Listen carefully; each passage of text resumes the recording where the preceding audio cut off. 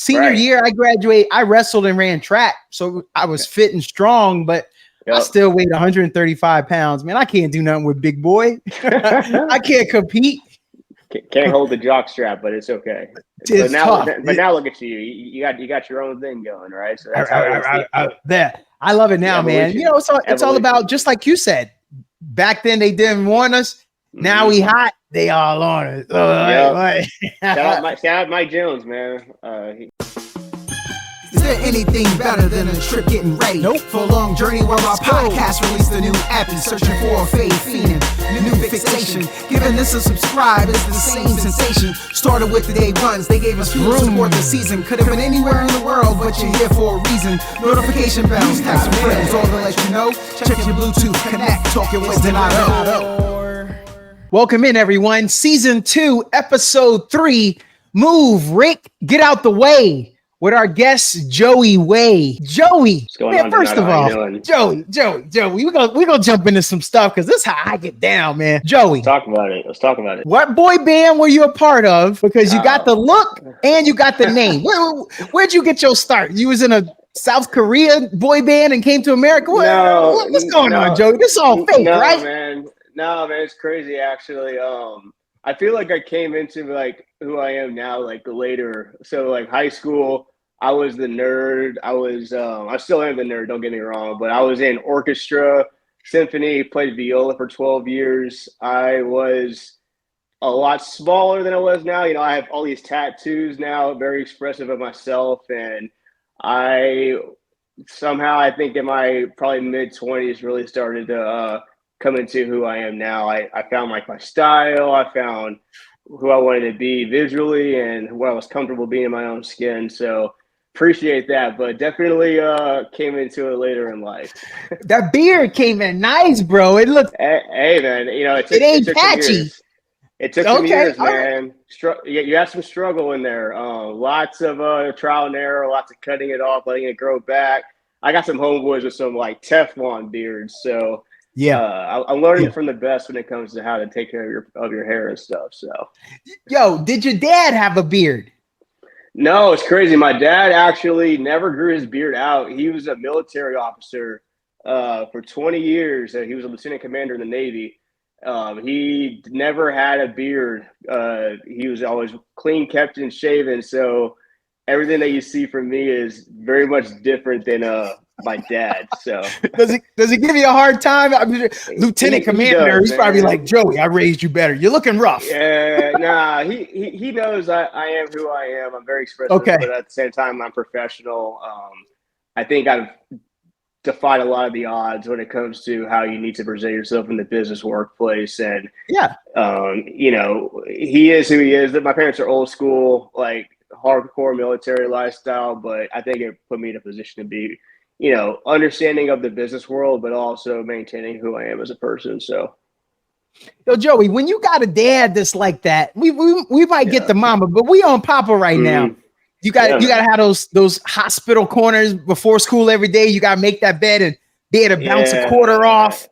All that. My dad, man. My parents used to literally like ground me if my room wasn't clean. If I left the house, that my bed being made, like all the small stuff that now being like 32, you take more appreciation of, because my house is spotless, man. You'll ask my wife about me. I'm super OCD. Everything's got a place. I deep clean once a week. We wash everything once a week. Like we're super on our stuff, man. So I think all that stuff kind of helped me get ready to where I'm at now in life, which is, you know, just being a very well kept man. So, Joey, and this episode is over. Joey, you just ruined all these ladies that were swapping. We're gonna have clips that'll be on YouTube. They're gonna see you and they be like, "Oh my God, we ain't even 5 minutes in. You had to tell them you married. Come on, Joey, you got to string it along. You got to help a brother out."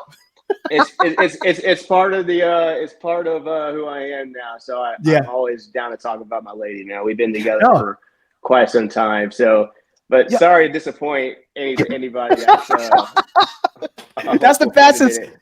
That's the fastest I think I got anybody to say I'm sorry on a podcast episode. But hey, Joey, though, no. If anything, I mean, I was joking, but the reality is, I bet there's a lot of ladies that are gonna sit through this, and they're gonna be like, okay, he's 32, he already done locked it down, he all about his boo. Let me learn some more so I know what I need to go find. I mean, I think there's nothing but positives too, because it could be a lot of negatives. Yeah, it's hard out here. Yeah, the dating world's weird, man. I've had a couple of like previous relationships that were deep. I was with, another woman for off and on better part of 3.5, 4 years. And I think, once you take some time to really assess who you are, I think you see the world for what it is, and you know what you want in life, and you really have to find somebody that aligns with those goals and what you expect out of a partner. And I did the dating thing for a while, man. The Austin scene is insane.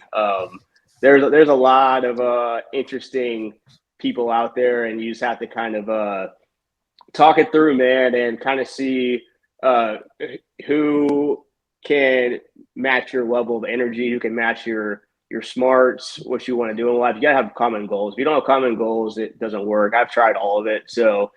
Now being with who I am now, she's great.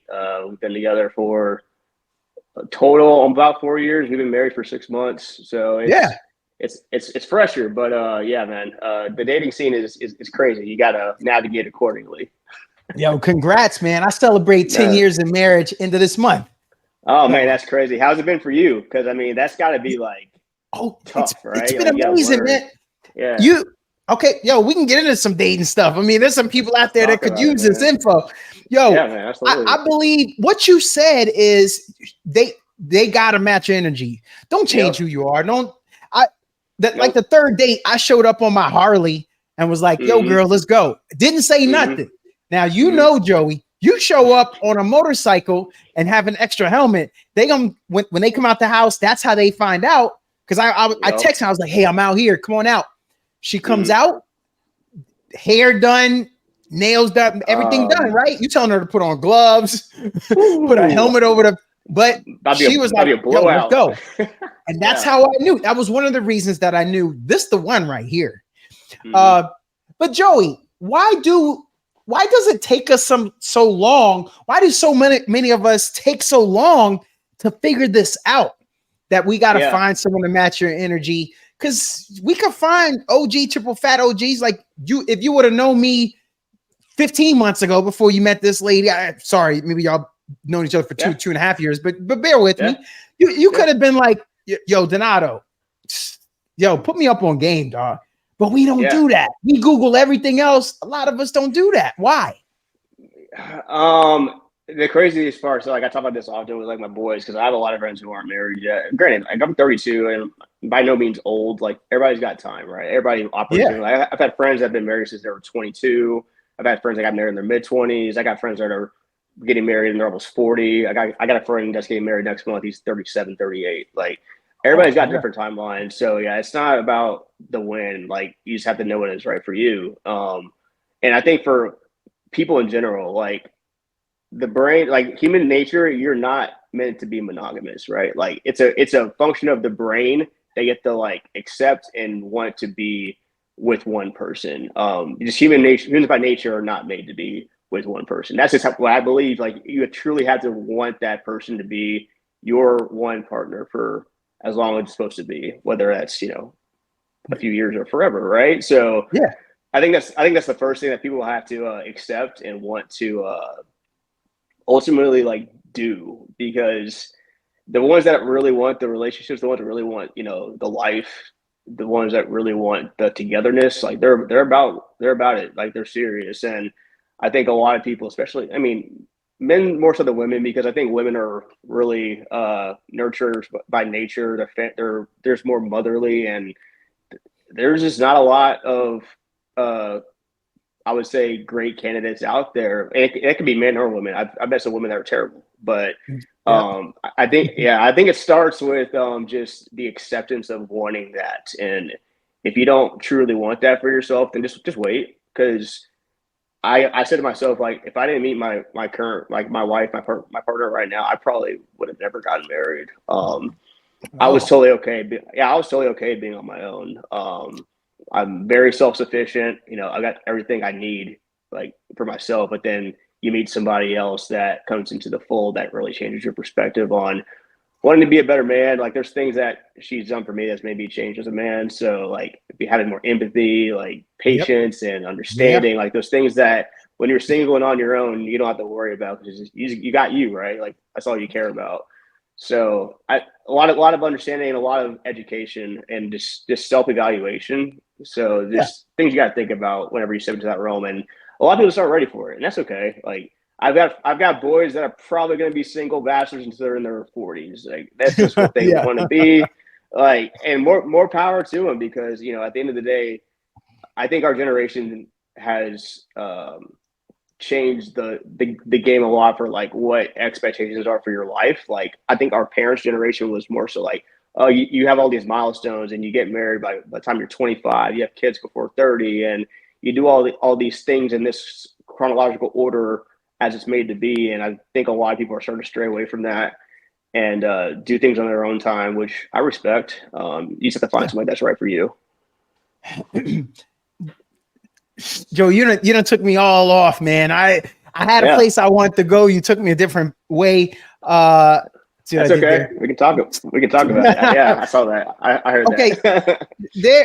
I want to, just because this was one of the things I did want to get to, and since I've already started the way jokes, Usher, My Way. Yeah.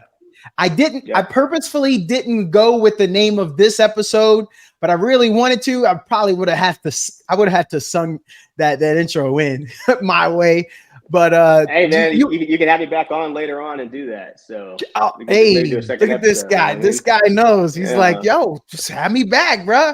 I appreciate that. I like what you did there. You know, in sales, you know, you got to ask for the sale, right? Most people don't ask for the sale. You got to say always be closing. ABC, baby.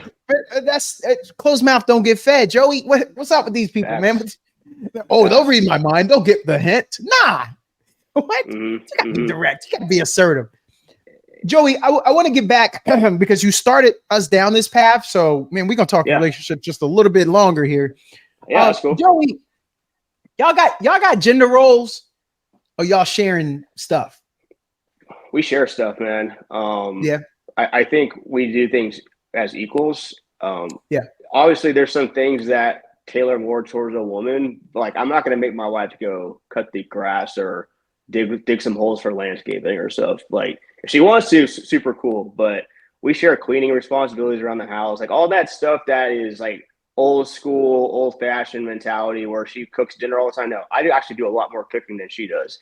Like tonight's Tuesday. She loves tacos, so it's Taco Tuesday in her house, and that's like the one thing she loves to make.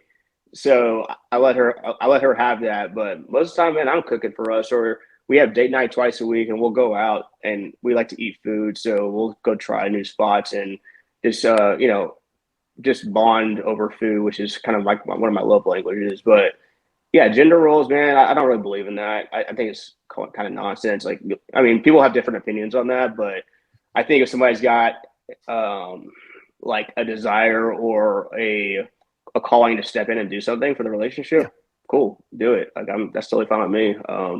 But yeah, there's some things like she's not going to do. Like, she's not going to cut the grass, and I don't ever expect her to. Like, that's something I like to do personally. So I'm not going to wake up on Saturday morning at 8 a.m. and expect her to be outside cutting the yard. So that's something like that, sure. But yeah, like cleaning and cooking and that all those dynamics, man, we share all those responsibilities. And it's kind of natural. Like, we don't like map it out.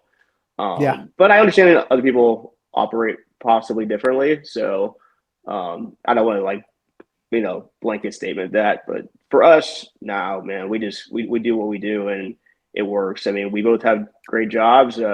She does hair and she makes great money, and super happy for her.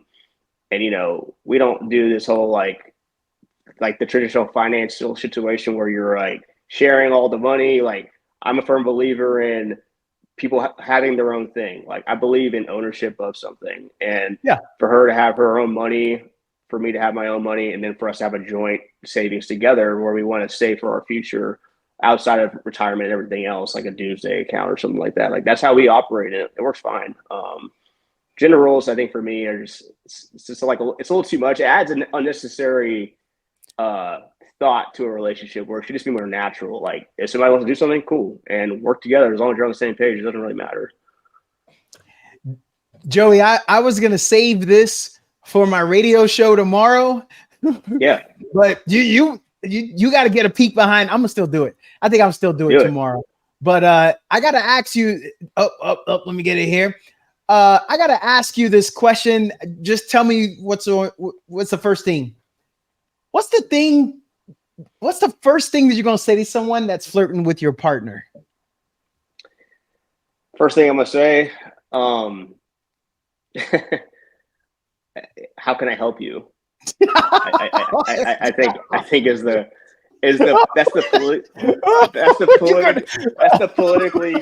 politically correct answer. It might be a little more crazy than that depending on what's happening, but yeah, how can I help you?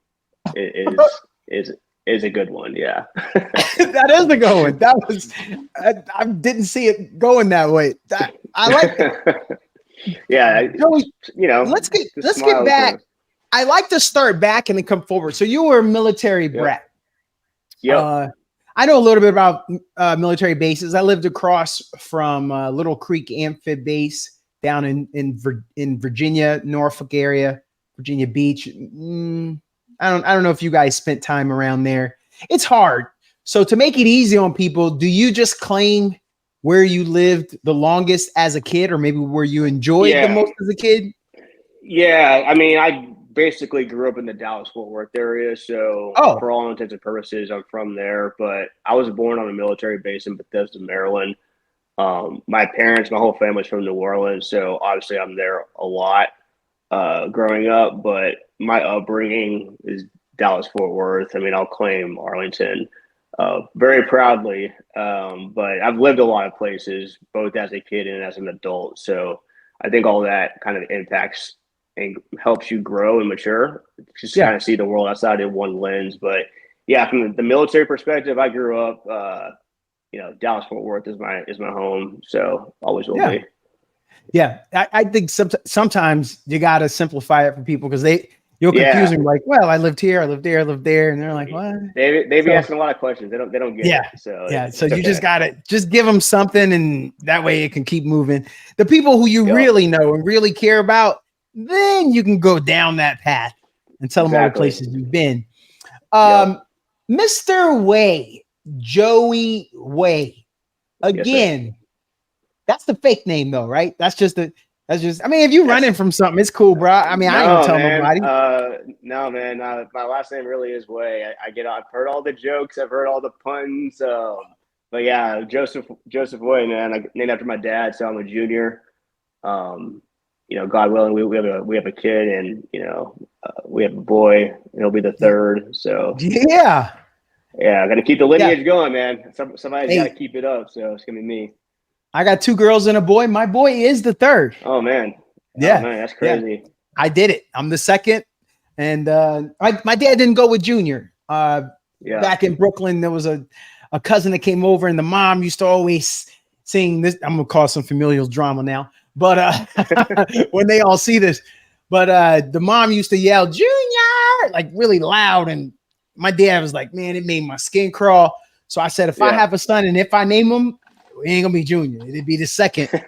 So that's what's on the birth certificate. I'm the second. So I did the third. So Joey, I again, I want to come back. You were talking about nerd. I mean, I got some action figures right there. I got a life-size Yoda there. What can I say? I love it. You said it took you a while though. So as a blurred, as we're called sometimes, affectionately called a blurred, but as a nerd, in high school, did you get voted nerdiest fellow? No, I played sports in high school. Like I played basketball and soccer. I did a bunch of things, but I was in orchestra as well, which some of my best friends to this day were in orchestra with me. So we all kind of came up together. I got some really smart friends that were in orchestra. I got guys that are doing wild things in their adulthood that stem from them being super talented on their instruments. But yeah, like in high school, I mean, I was the skinny kid. I had a lot of friends that played sports. I mean, I was in a big 5A school district, so we had some kids go pro from our high school. Miles Garrett was one. Yeah, I went to high school with him. We knew he was going pro. I mean, ninth grade. I mean, he was a man amongst boys. So a lot of that. But yeah, for me, like I love playing video games. I still play video games to this day. I was a Halo player forever. I went to a lot of tournaments, so I was just surrounded by like the video game nerds of the school, which was fine with me. I was friends with everybody, so like I think I translated well across different groups of people, but I wasn't like a student council or anything like that. But I mean, I was I could have graduated early. I stayed because I wanted to be with my friends. I went to a very large high school, but I started college early. I was starting college courses at 16. My junior and senior year, I would either leave high school early. So as you got to senior year, you had less classes, and I would leave high school around like 12:31, and then go to the local community college to continue taking classes for my 4-year degree. And so whenever I graduated high school, I was already almost halfway done with my sophomore year of college with credits. So that's how I ended up graduating college, like barely turning 21. It was maybe a month out from being 21. So it all kind of started like stacking together. But I was really about the books. I was taking like accounting classes in high school when kids were doing home ec and other stuff that makes no sense, like home theater and home ec and stuff, like all this stuff that, you want to go make coffee cake with your buddies at 10 a.m. I was in accounting, learning principles of accounting 1 and 2 at 16 years old. So all that stuff kind of helps you set you up for your future. But I think a lot of people still don't get put on that same path when they're that young. So they're not as fortunate. So Joey, how does a person decide what they're going to major in when you get to college? Was that a hard decision for you? Or like you said, that's the crazy part. Yeah, that's crazy. Cause like at 18, like, how do you know what you really want to do in life? Like some people do, like some people are just destined for things like whether it's a pro football or like you're born to do this. But I think a lot of people don't really know what they want to do when they're 18. And, going to college is great. If I could do, I went to community college and, I don't have any college debt. I did community college and then I went to the local university and I had a scholarship. So I paid almost nothing out of pocket and my parents were able to cover the small state tuition at that time. Well done. Yeah. But I had friends that went to like Baylor and TCU and like all these massive private schools, paid all this money for a 4-year degree and didn't really do anything with it. Dead up to their eyeballs from that. But I don't really think you know what you want to do when you're 18. When I was 18, I thought I wanted to be an accountant, and I got my associates in accounting, and then I got to the university, and I took my first like high level accounting course, and I was literally like, I do not want to do this. This is horrible. it's so much. It's just so much like memorization of laws and all this stuff I didn't want to do. Yeah.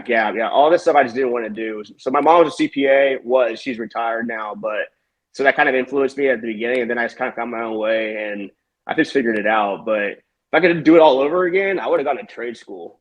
I mean, military was always an option, but I wanted to have my 4-year degree if I was going to go to the military to go right to officer candidate school. I wasn't going to go in enlisted. I had a lot of friends that did. It worked out for them. That's great. But I would have gone to trade school, man. I would have learned how to be a plumber or something because I got some friends, man.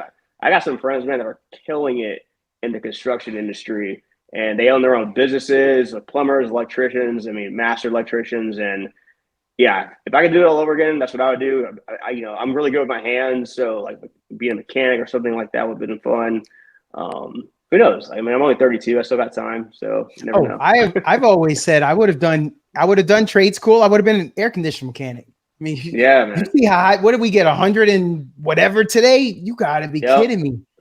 And that's the one thing that AI can't take from you, right? Like AI is sucking out jobs left and right, but at the end of the day, they're going to need a plumber. they're going to need a mechanic. They're going to need all these, very handsy positions, and it's a dying breed, man. So yeah, totally agree with you. Joey, there are a lot of things that, you want people to be able to say good things about you. Like there are a lot of things you want them to say. Like you want your name to carry. You want your reputation to carry. How I found you, my people were coming to me and was like, "Hey, you got to get this guy on the pod." I'm like, what? You ain't even catch my last 3 episodes. You telling me what I got to get on the pod. But it's because you donated to a school over in Rancho Siena, and you got, so they're like, it's almost like an advertisement, but smart on you, because now everybody get to see your name. But it was like Joey Wade, I'm out here, peeps. That's not what it said. That's not what it said, people. But what I'm saying is it had that effect though. And it was very effective. Now, I'm going to say you are a man of the community, but if the streets is loving you like that, if the community is loving you like that, I mean, I've already had one gentleman that's running for a position on my pod. Politics in your future, you civic duty, is that calling? Man, this is funny because like my dad, he's served on like the Rotary Club Council in Arlington. He's big in the community in Arlington, very big.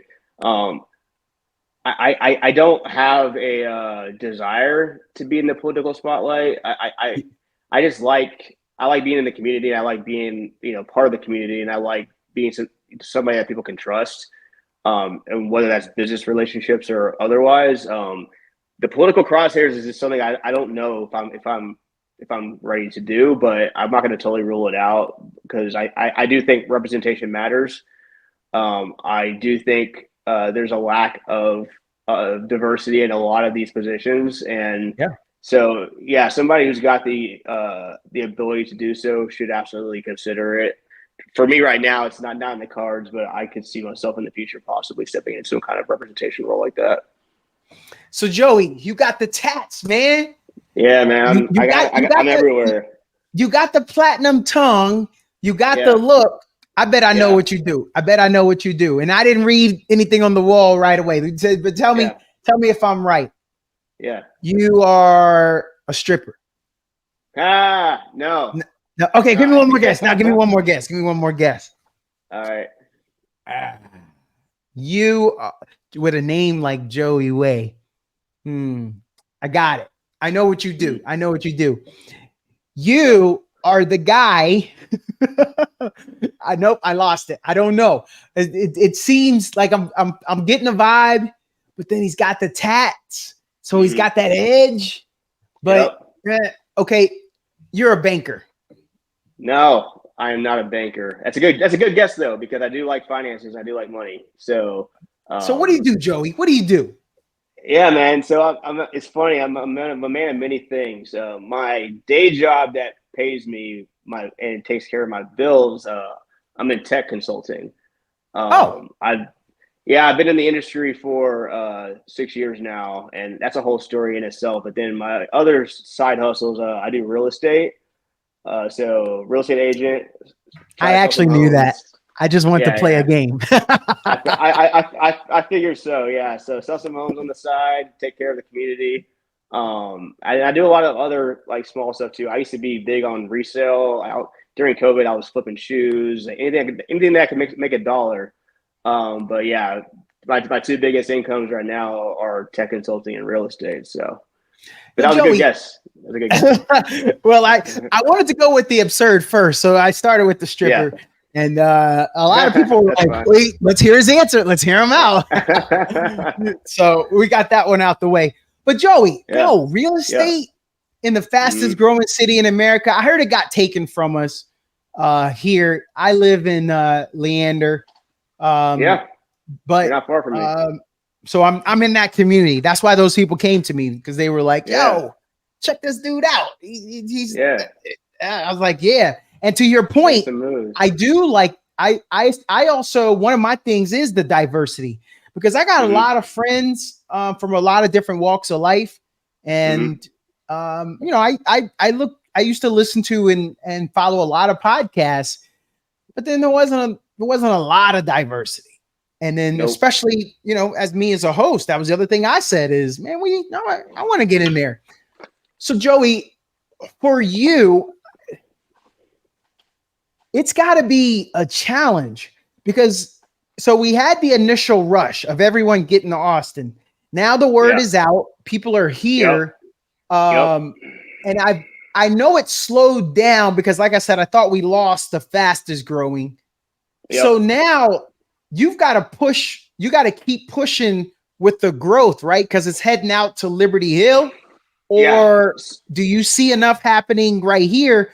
Because there's the guy who bought this house 8 years ago, and when he got here, this was quiet. Like there was just deer running through. But now there's all these people, all these neighbors, and it's just so congested. So now that person wants to move. So there's enough of those guys, or you got to chase the new development? It's a mixed bag. So I love new construction sales. I'm a specialist in new construction sales. I'm a accredited buyer representative. So I tailor to the buyers. I would say, to go back to your original question, the market's changed a lot. I've been in the game for a little over 2 years now, but you saw a lot change from peak COVID until now. What you have going on is there's a lot of people that quite honestly overpaid for houses, and there's no way to sugarcoat that. It's just what it is. So what you're seeing is a lot of people overpaid during COVID because the frenzy was insane. It was just doing this, and there was no end in sight to the price gouging that was coming from both new construction and sellers that were fortunate enough to get out of homes that they really didn't pay much for. So what you have happening now is there is a ton of homes on the market in the Georgetown area, in the Leander area, in Liberty Hill. What you're seeing is there's a combination of sellers that bought homes in 2021, 2022 that are looking to move on from the house because either one of three things: they need to move for a new life-changing opportunity, they move states, move cities, whatever, and they need to sell their house. Number two, they overpaid for their house and they're house poor, and they're trying to get into something that's more affordable because whatever was going on back in 2022, they decided they want to buy this massive house that they didn't need, very expensive house they didn't need. So they can be upside down on the value of their mortgage. So what I mean by that is they paid $500,000 for this property back in 2022, new construction from a builder in the same development. And that same developer in 2024 selling the same floor plan, same home in a different phases of the development for $40, $50 a square foot less than what they paid for in 2022. And so the value of their home's crushed. They have no equity. They're actually negative on their equity because now their home's worth, let's just call it $100K less than what they paid for 2 years ago. And so they're upside down and they need to get out of it, but they can't take $100K loss because that's just negative equity that they have to pay back at some point. So they're trying to price their home for more than what it's actually worth, and it's just sitting on the market, and they have no way out of it other than taking a significant loss on the deal. Number three is, again, the new construction prices are quite honestly holding the market as far as what the price is going to be for homes. I mean, the way that they're throwing out incentives and throwing out means for people just to come buy a house, whether it's reducing the rate to an absurdly low rate. I mean, there's builders out here that are giving out sub 4% interest rates right now, just to move houses. Like you can't compete with them. They have infinite pockets. They have, they hold all the cards. They'll take a loss on a house just to move it. That's how crazy this is right now. So it's a nasty market, man. I quite honestly, it's slow. Again, this is not my single source of income. I did it on the side just for additional money, just to pay for other things I want to do in life. And I went into it with that mentality, and it's an organically growing business for me. But I try to specialize with buyers that are looking for deals because I know where the deals are. I've had some seller conversations, but again, I'd rather not take your listing and just be honest with you and not be that agent that has your property sitting on the market forever. So it's a weird game right now, and I think with all the changes that are happening in both the market and of course with everything that's happening with the NAR Association of Realtors, with how you had to disclose everything on a transaction now down to what the commissions are. It's a bunch of legal changes. I think it's going to shift the market differently for a lot of real estate agents in the coming months to, probably the next 2 years. You're probably going to see a lot of agents exit the game because this is what they depend on for their living and they don't have another option. So they got to figure out new careers. It's tough. Yeah. Yeah. You broke that down pretty well, sir. Hey, we got another side hustle, substitute teacher. Get you out here. Just, just pop in, pop out. You tell a good story. You keep it interesting though. Yeah. You only have so many hours in the day though. So yeah, you're right. Yeah. If I didn't have a wife and stuff, maybe some other opportunities. Right. So. Nah, Joey, I was joking. Don't go to school. No, I don't go to school. No. I remember we had the substitute teacher. He was, he worked out. So he had like this big chest and he wore really tight, like eyes shirts. And I remember it was a PE class. And man, I'm telling you, the girls were so distracted. If he would have told the girls to go wait outside and look back in through the window, I bet they would have done it to participate in class with this guy. It was annoying, bro. And then how are we all supposed to compete? Senior year, I graduated. I wrestled and ran track. So I was fit and strong, but I still weighed 135 pounds. Man, I can't do nothing with big boy. I can't compete. Can't hold the jock strap, but it's okay.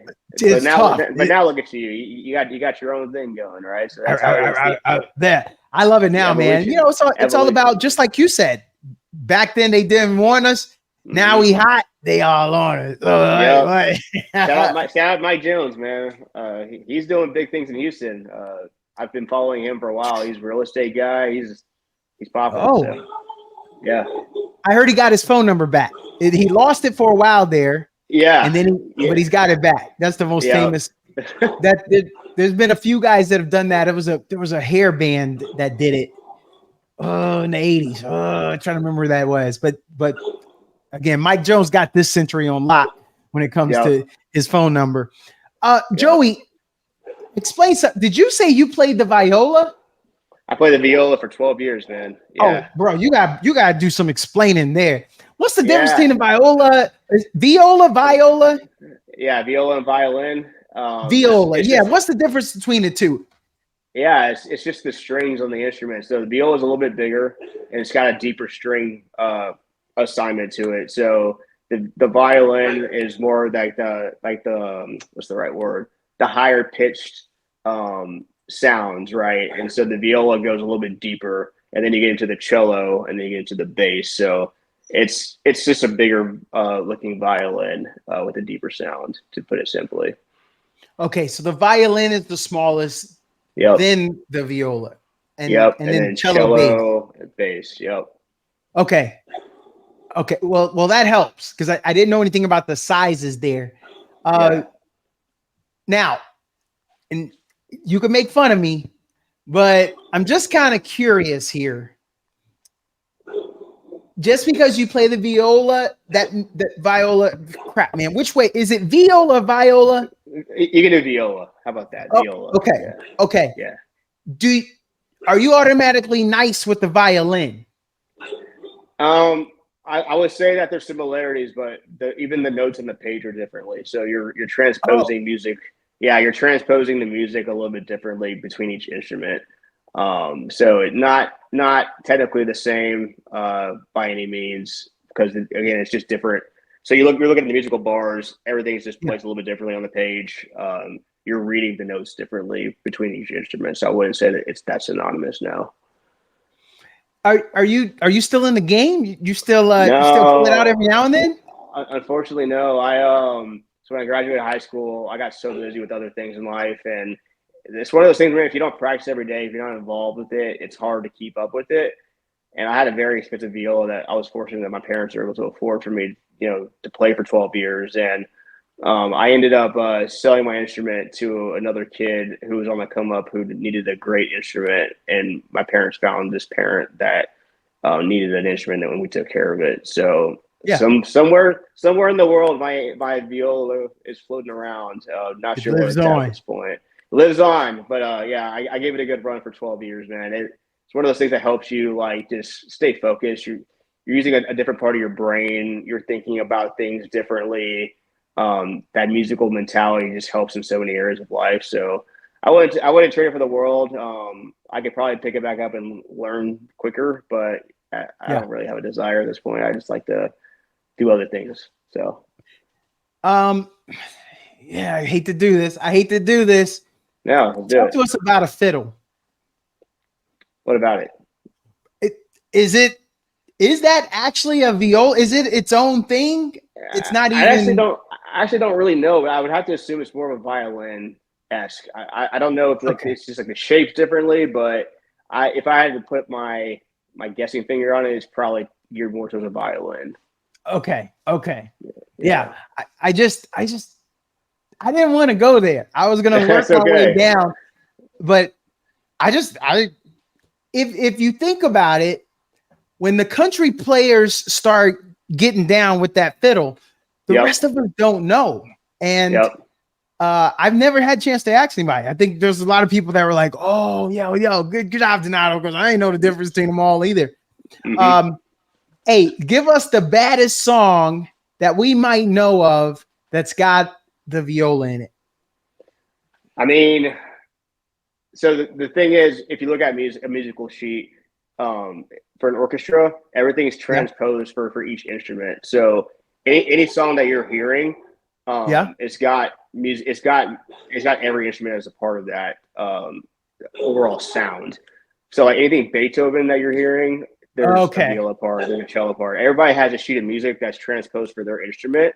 Yeah. And it's part of the overall sound. So not one song I would say stands out for a viola exclusively that I can think of off the top of my head, but I was in a symphony orchestra all throughout junior high and high school. So I always played with the other instruments involved, including some of the brass instruments as well. So we would do like cross collaborations with the band department, and we would play like these massive concerts, and everybody had their own sheet of music. So I would say it's a team effort when it comes to the beautiful sounds of music. So, is there drama between the band nerds and the orchestra nerds? Like everybody thinks y'all beefing. Everybody thinks that they're the best thing smoking, man. You have band, you got choir, you have orchestra. So those are like the three major, I would say, like powerhouses of the music departments, right? So everybody's got their own thing going. There's always bragging rights with like, UIL, you go to tournaments and compete for trophies and stuff like that. And we would always bring home first or second place. And so there's always like those competitions in-house, but it's friendly. I mean, everybody's got such different like avenues of sound. So I wouldn't say it's any like death matches or anything like that. All right. This might be the last one, but I know y'all. I know something y'all will pull a knife on each other for is to get that first chair, right? First chair, second chair. Like you always hear that. Did you ever make it to first chair? Yeah, so I was first chair all through high school. That was like see, you gotta be all humble about it. You should have led with that, Mr. Wade. Oh man. So my brothers and I have two brothers. One played the violin, one played the cello, and I played the viola.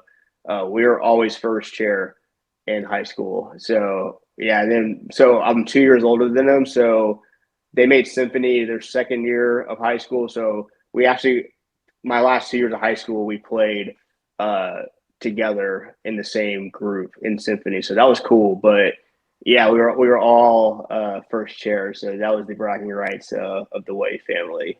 We had it like I see that. So.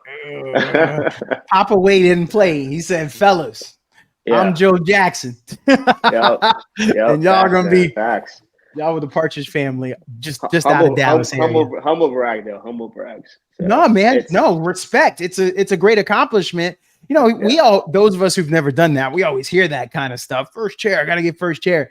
So I'm glad you broke that down, and congrats on getting it and locking it down. So you said you played a little basketball. What's that game looking like nowadays? How often you get out there? I'm old now, bro. So the movements. I had a friend that was a baller in high school, and he went out and played some pickup like last year, and he blew out his Achilles. And I'm like, that's exactly why I do not set foot on the court anymore. I'll shoot around by myself, but I'm not playing no pickup, no 5-on-5. I'm not doing any of that. So high school, I was a point guard, and then I stopped growing. And then once you stop growing, you're rendered useless to the overall needs of the team. So I learned the hard way, man, and about adversity and picking yourself up when you're down and learning and do something else. I went and played soccer for a couple of years after that, and then I got into weightlifting, and then I found my own path. But basketball is cool, man. I love basketball. I watch it all the time, but as far as me participating in the game, I'm by myself. I'll shoot by myself. I'm not playing with nobody. I'm too old, man. Joey, let's talk about the differences there. Basketball, I always think some of the best athletes are playing basketball because of what it takes. And then you switch over to play soccer? Yeah. That's like two difference. You go from sprinting to like cross country. How did you make that? Wild. You must be a heck of an athlete. I like to run, so some of that translated pretty well. It was funny because, like, in my school, if you weren't playing select sport, you weren't playing select soccer, like you weren't on some soccer club, like you weren't making the team. And I remember I just like walked on freshman year and just wanted to see if I could make it, and made it. Played for 2 years, had a knee injury. My sophomore year took me out, and then I just relaxed the rest of high school. But I played soccer when I was like really young. It was like my first sport ever. So running and all that was always part of my arsenal.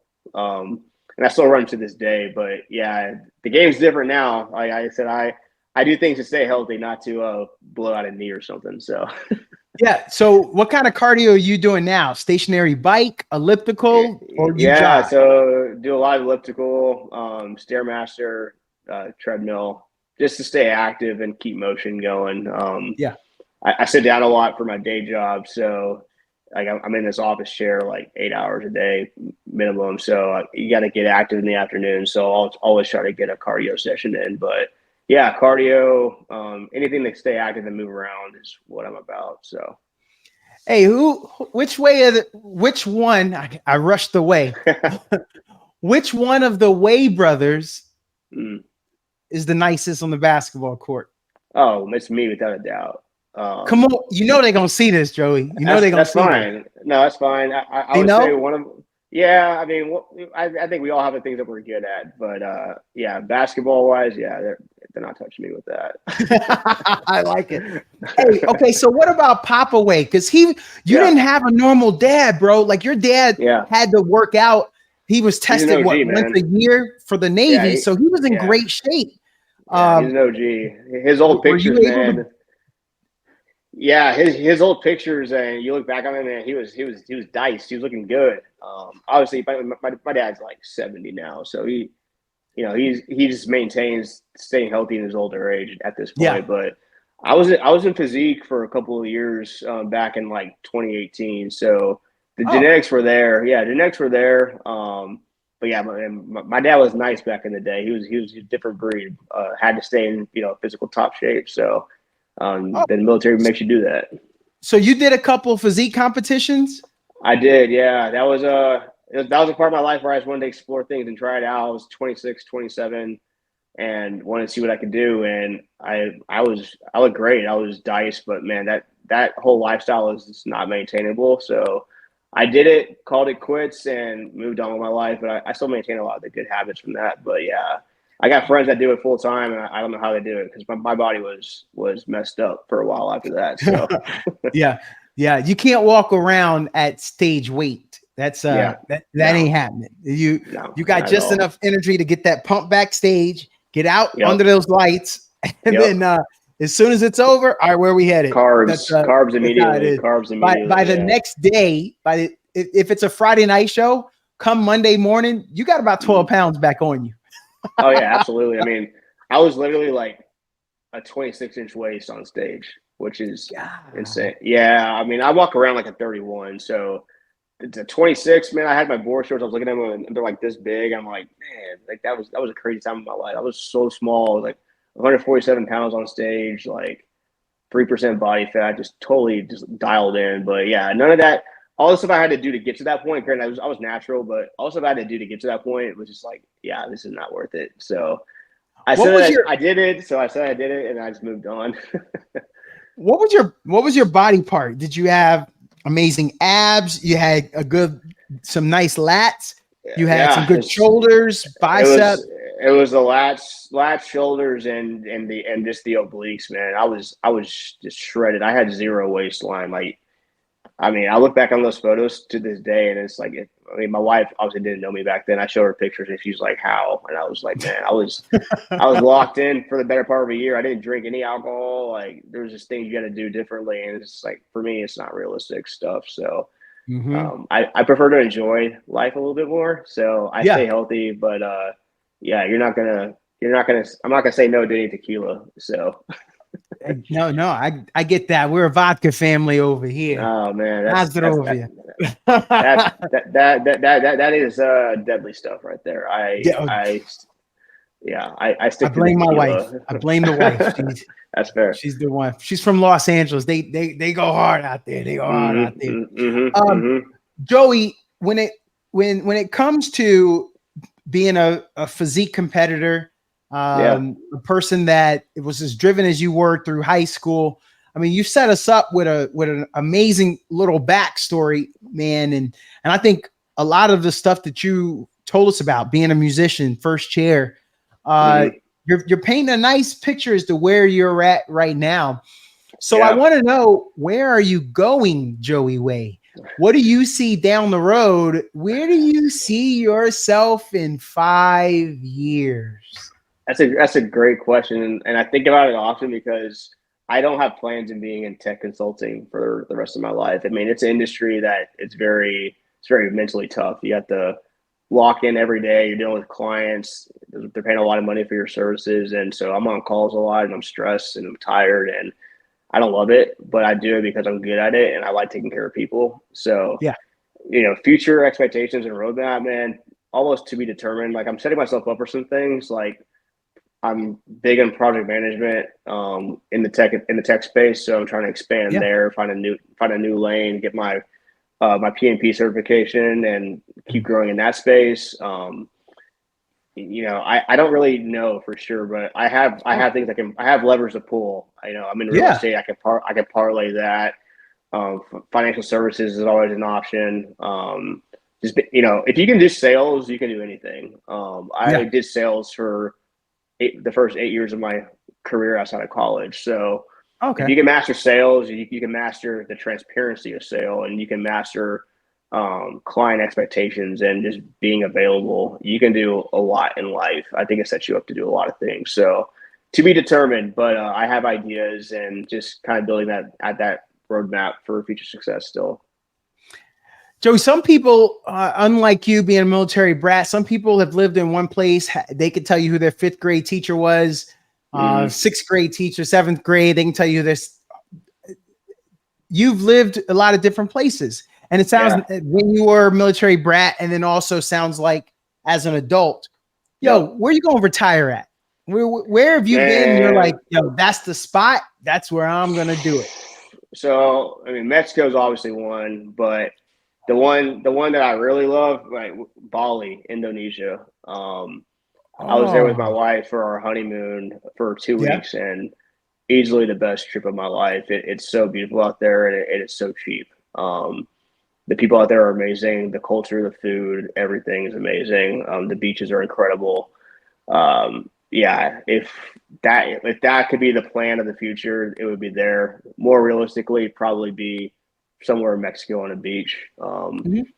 love Mexico, love the people, love the culture, love the food. I do very well down there. So either one of those places would be ideal. Locally, stateside, I mean, I love California, love San Diego. If it wasn't so expensive, I would live there in a heartbeat. But it is what it is at this point. But future roadmap for sure.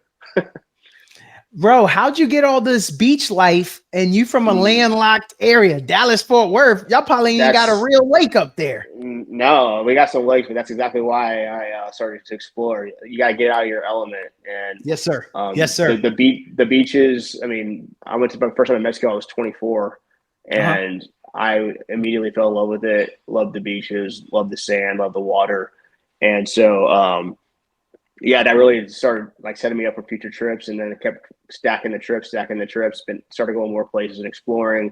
I've been everywhere in Mexico.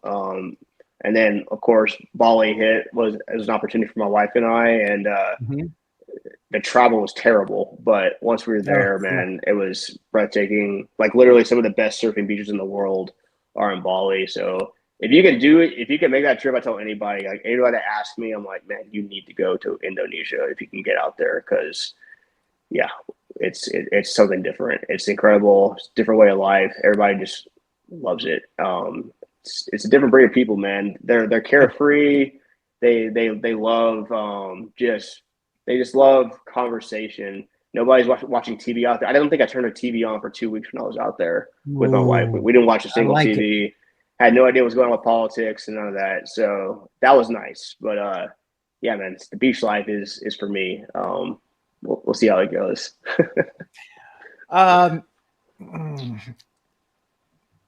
So Eric LaSalle, tell us one thing. You see what I did? I actually met him. I was at a salsa convention out in Palm Desert, California, and he was there. Him and his wife were big salsa dancers. I teach Latin dance, but he was out there, and I was like, man, I don't want to do it. I went up to him, really cool. But do people say that you look like him? Do you get that? Yeah, I get a lot of things. Evan Ross has always been like my doppelganger, apparently. So I get that quite a bit to this day still. But yeah, I've gotten a few matches, but I like to think I'm one of one. So yeah. No, I had to do that because I know some people are just doing the audio, and now I got to give them a reason to come back and do the video too. See, it's all a game, Joey. Man. I'm just trying. I got to get double the clicks. I get them to listen to the audio and then come back and check the video. So need that engagement for sure. No, I appreciate. I gave them some of that. Joey, when you knew you were going to come on, we did a little pre-production communication here, and I did offer if there were any items. Were there any items that you wanted to talk about, like any additional layers? I thought we've learned some stuff about you, but were there anything that you wanted to maybe talk about or offer, and we didn't get to it because man, we 57 minutes in. This thing went fast. Yeah, I did. No, I like to always talk about financial planning. There's a big divide in this country with people that are prepared for the future and just living in the now.